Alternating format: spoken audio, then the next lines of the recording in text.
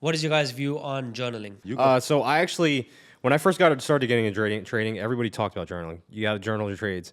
It's like the most boring thing that you can possibly imagine. I don't think anybody looks forward to doing it, but it's probably the most important thing that you probably have to do. And at the moment, I don't journal as much as I used to. But when I was trying to figure out my edge, that was extremely important because I wasn't really accepting the mistakes I was making. It really comes down to self accountability. It's like you don't want to write in your journal, "I broke all my rules today."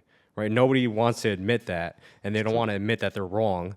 But it really is a reflection tool in order for you to take advantage and capitalize or improve upon the mistakes that you're making. If you're not accepting that you're breaking all your rules, you're never going to improve upon it. So you have to take a look at it from a data standpoint and understand what's holding me back, what am I good at, right? And when I got into business, it was really just doing a SWOT analysis. So you have to understand your strengths and weaknesses, your outside your opportunities and your threats. A lot of people have so many weaknesses that they're not improving upon. Right? If they're over leveraging all the time, that's a huge weakness that they have to improve upon. But if they're not, I guess willing to admit that they're over leveraging, right? Many people are not going to admit that they're gamblers, right? It's the same thing. Unless you're willing to admit that and really reflect and look at yourself, you're never going to be able to improve. So when I started journaling and started looking at all my data, that's really when I started to see improvements in my trading. Yeah, it's true. I mean, journaling can get really boring. You're right. In the beginning, I was over trading, like just going nuts, and like to journal 10 trades a day, that I don't want to do that. Right. And that's what happens when new traders come in and we're like, okay, you got to journal. No, it's okay. And the reason why you say no, because you got, 10 trades and and 8 are losses. You don't want to embarrass yourself, right? Yeah. You're like, oh, lost. So it's all about accountability too. It's the same thing as when you don't have money in the bank, you don't want to look at your bank account as much, right? Because you're like, okay, I don't want to embarrass myself. So losses are the same thing. I used to journal a lot, and most of my journaling was on my Instagram. Like if you look at my older posts, all the trades I would take, I would mark it up and post on my Instagram. That was my journal. Okay, interesting.